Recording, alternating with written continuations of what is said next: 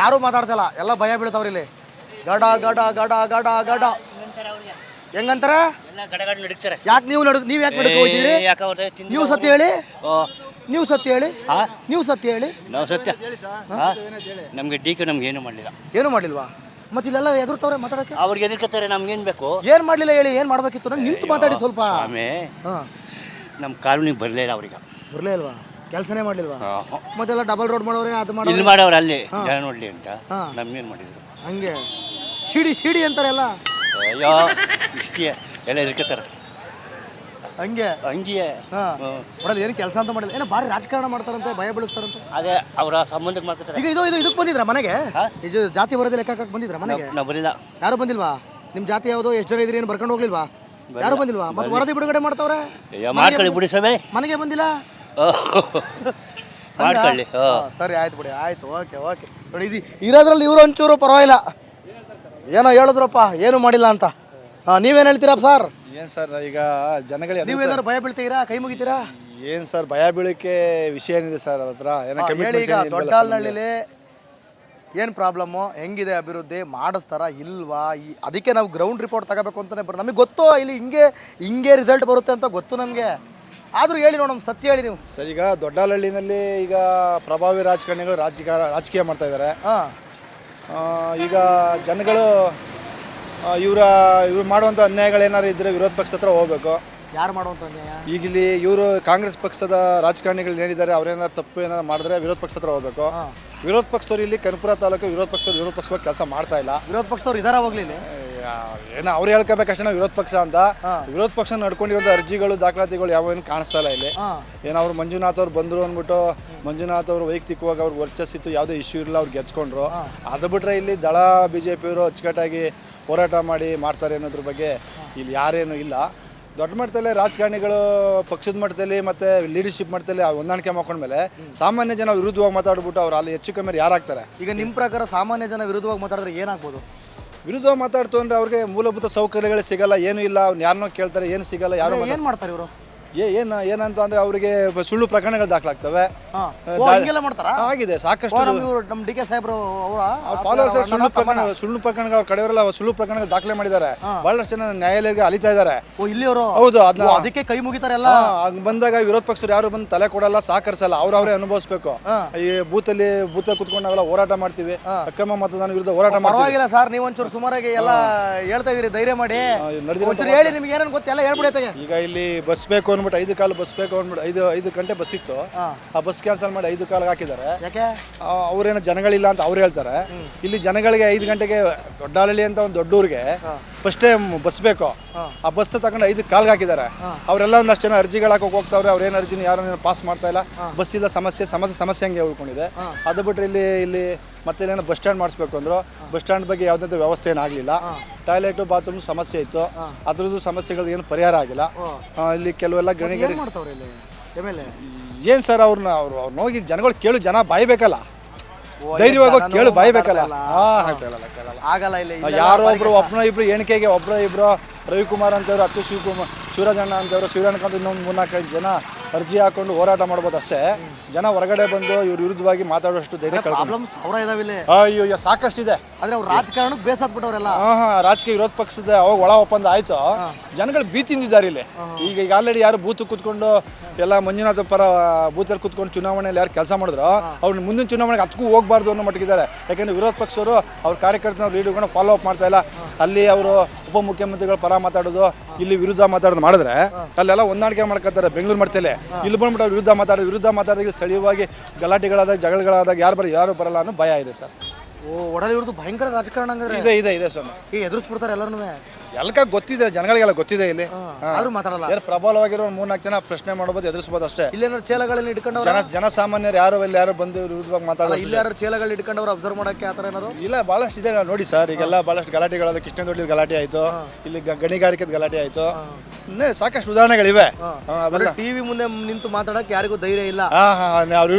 ನಿಲ್ಸ್ಬಿಟ್ಟೆ ಯಾಕಪ್ಪ ಮಾತಾಡದೆ ಅಂತ ಎಲ್ಲ ನೇರವಾಗಿ ಕೇಳಲ್ಲ. ನೇರವಾಗಿ ಬಂದ್ಬಿಟ್ಟು ಯಾಕೆ ಮಾತಾಡ್ದೆ ಅಂತ ಕೇಳಲ್ಲ. ಅವರಿಗೆಲ್ಲ ಕಾನೂನು, ಅವರ ಸೌಲಭ್ಯಗಳು, ಸರ್ಕಾರಿ ಸೌಲಭ್ಯಗಳನ್ನೆಲ್ಲ ಒಂದೊಂದು ಅಧಿಕಾರ ದುರ್ಬಳಕೆ ಮಾಡ್ಕೊಂಡು ಡಿಸ್ಕನೆಕ್ಟ್ ಮಾಡಿದಾಗ ಯಾರ ಹತ್ರಕ್ಕೆ ಹೋಗ್ತಾರೆ? ವಿರೋಧ ಪಕ್ಷದಲ್ಲಿ ಬರೋದೇ ಇಲ್ಲ. ಆ ಉಭಯ ಸಂಕಟಕ್ಕೆ ಏನು ಮಾಡ್ತಾರೆ, ನೀವೇ ಸರಿ, ನೀವೇ ಮಹಾರಾಜು, ನಿಮ್ಮದೇ ನಡೀಲಿ, ನಿಮ್ಮ ಹಿಂದ್ಗಡೆ ಬರ್ತೀವಿ ಅಂತ ಬರ್ತಾ ಇದ್ದಾರೆ ಜನ ಅಷ್ಟೇ. ಸರಿ, okay, thank you sir, thank you. ಯಾರೂ ಮಾತಾಡ್ತಿಲ್ಲ, ಎಲ್ಲ ಭಯ ಬೀಳ್ತಾವ್ರಿ ಇಲ್ಲಿ. ಗಡ ಗಡ ಗಡ ಗಡ ಗಡ ಹೆಂಗಂತಾರೆ? ಯಾಕೆ ನೀವು ನೀವು ಯಾಕೆ ನಡುಕ ಹೋಗ್ತೀರಿ? ನೀವು ಸತ್ಯ ಹೇಳಿ, ನೀವು ಸತ್ಯ ಹೇಳಿ, ನೀವು ಸತ್ಯ ಹೇಳಿ. ನಾವು ಸತ್ಯ ನಮಗೆ ಡಿ.ಕೆ ನಮ್ಗೆ ಏನು ಮಾಡಲಿಲ್ಲ. ಏನು ಮಾಡಿಲ್ವಾ? ಮತ್ತೆ ಇಲ್ಲೆಲ್ಲ ಎದುರ್ತಾವ್ರೆ ಮಾತಾಡಕ್ಕೆ. ಅವ್ರಿಗೆ ಎದುರ್ಕತ್ತಾರೆ, ನಮ್ಗೇನು ಬೇಕು? ಏನು ಮಾಡಲಿಲ್ಲ ಹೇಳಿ, ಏನು ಮಾಡಬೇಕಿತ್ತು? ನಂಗೆ ನಿಂತು ಮಾತಾಡಿ ಸ್ವಲ್ಪ. ಆಮೇಲೆ ಹಾಂ, ನಮ್ಮ ಕಾಲೋನಿಗೆ ಬರಲೇ ಇಲ್ಲ ಅವ್ರಿಗೆ. ಬರಲೇ ಇಲ್ವಾ? ಕೆಲಸನೇ ಮಾಡಲಿಲ್ವಾ?